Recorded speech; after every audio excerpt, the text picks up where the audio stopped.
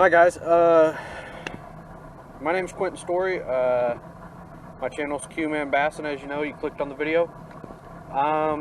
Today is going to be a pretty cool day. I'm actually idling to my third spot. But stay tuned to the rest of the video because there is one big fish caught. I don't know about the rest of the day. Right now it's about 5 o'clock. I've got about 2 hours of fishing left. But I caught a really big one on a bed. Couldn't catch the male, but I caught a big one. We're pulling into a spot to see if we can't catch any more bedfish and so on. But please like, subscribe, comment, anything y'all want. It really helps out when y'all like and subscribe and turn that notification bell on. That was my phone again. You'll hear that through the rest of the video. Thank y'all for watching, and we'll catch you on the chesty.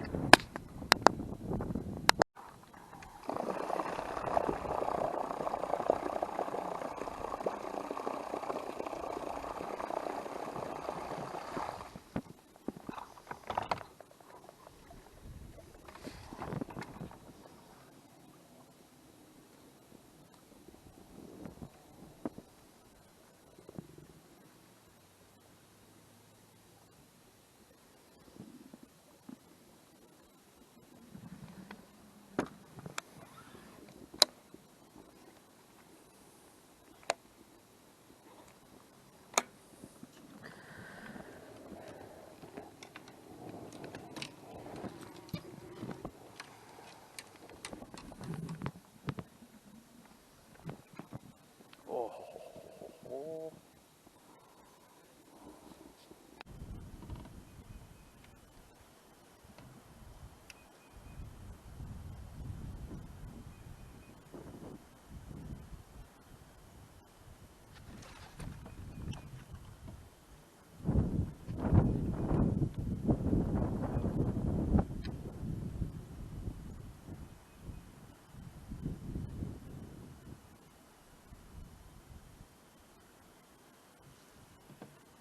Twice now I've missed her.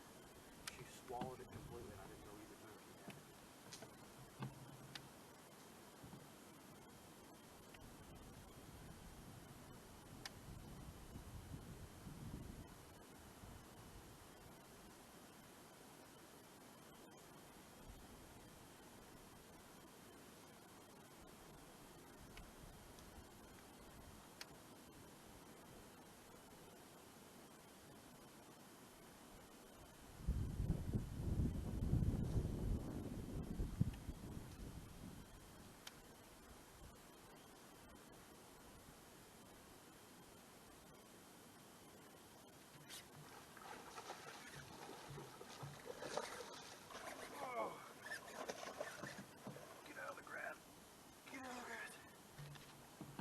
Oh yeah! Woo-hoo-hoo-hoo. Yeah, buddy. Yeah. My very first bedfish. Let's go. That was awesome. That was freaking awesome. That's a toad. That is a toad. Oh man.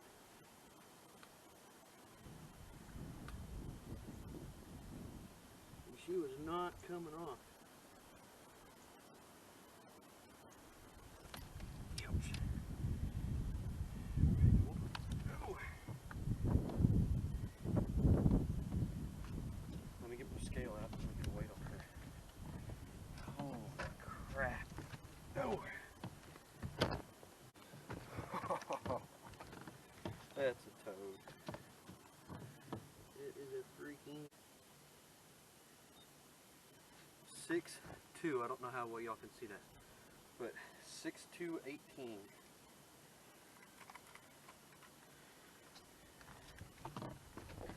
Make sure I'm recording.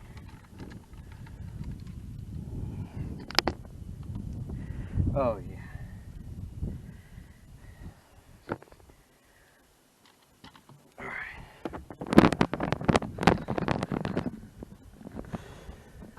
See if we can't get a really least on her. That is a biggin.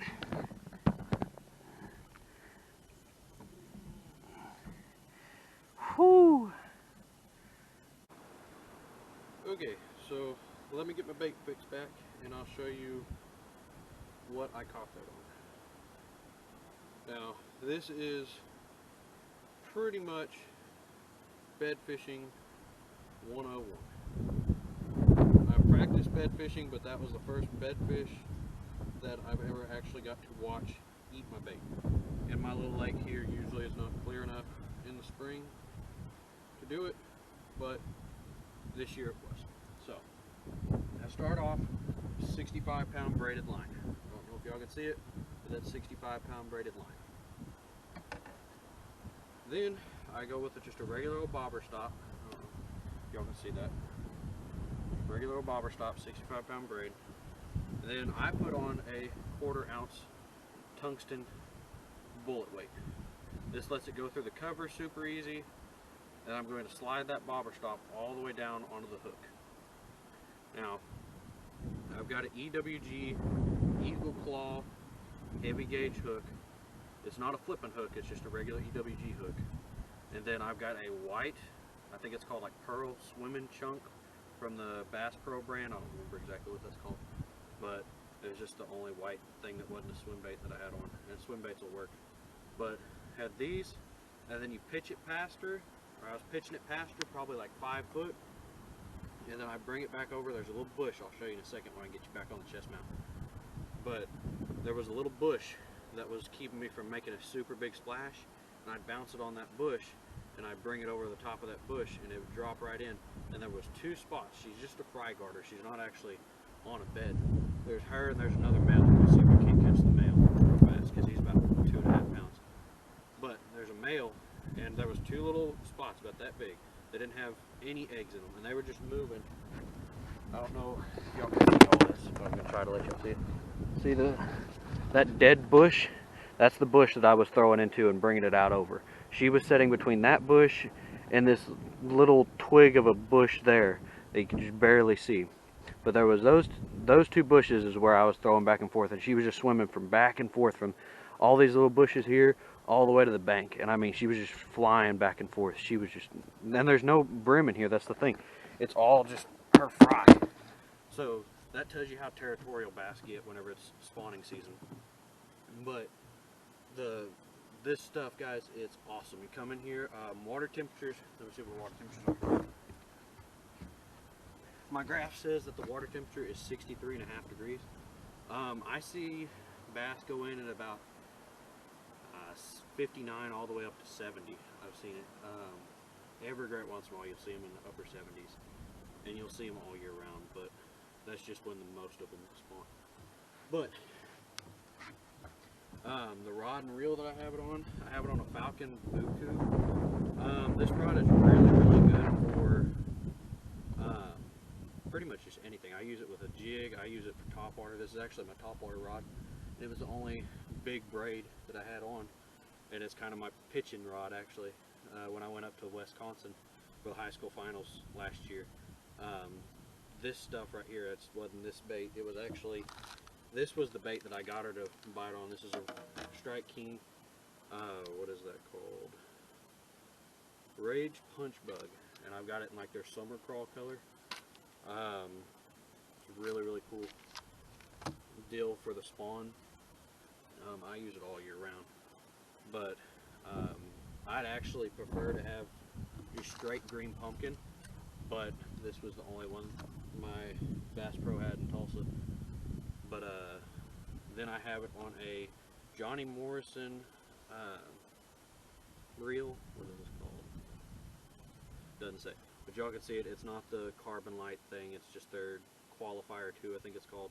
And a 7:3 to 1 gear ratio. Like I said, 65-pound braid. That's pretty much it. And then it's just a waiting game. I've been here for about 20 minutes, so she was super easy to catch. I know some guys will wait up to 8 hours to catch a single fish, but most of the time they're bigger than the one I caught. So let's get back up there and see if I can't catch the male real fast.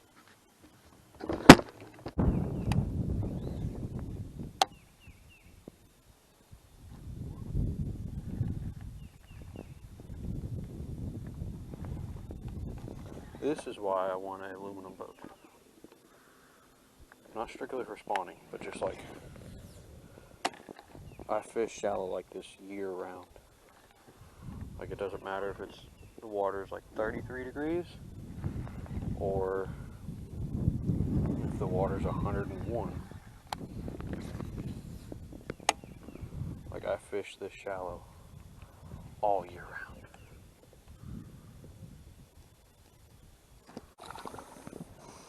Well, I turned my camera off to pick up and go, and I was like, oh, there's that beaver dam I forgot to throw at.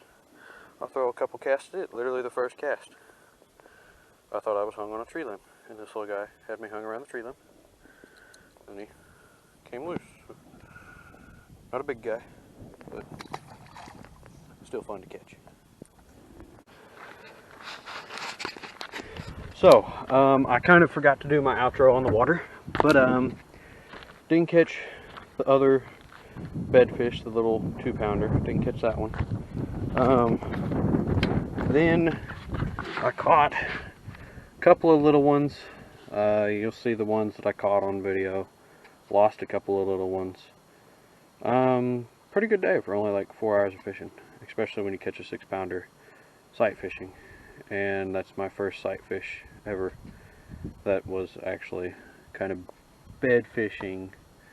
I've caught a couple of sight fish that weren't really supposed to be sight fish, but yeah, it was a good day.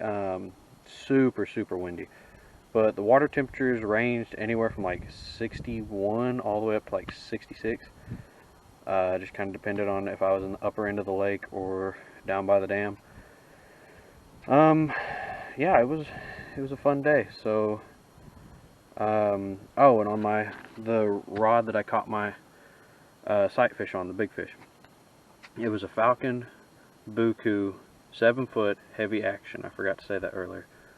That's super important whenever you're throwing braid. You need a heavy action, because 95% of the time I'm throwing that in grass around with a frog, or I'm punching. So I either want a heavy, I actually wanted about a 6 or a 7'3" heavy or extra heavy if I'm going to throw like frogs and stuff like that. And if you're going to get the Buku, Falcon, if you're watching this, I don't mean this mean, but those Bukus are very prone to snapping. I know they have a really good warranty that's like, bring in $40, and as long as you didn't like snap it off in the window or something like that, it's replaceable. But yeah, that's just something that's the only downfall to those Bukus, because they're a really good price point. They're just really fragile. But y'all go check out the rest of my videos. Like and subscribe, please. And yeah, we'll get back at you later.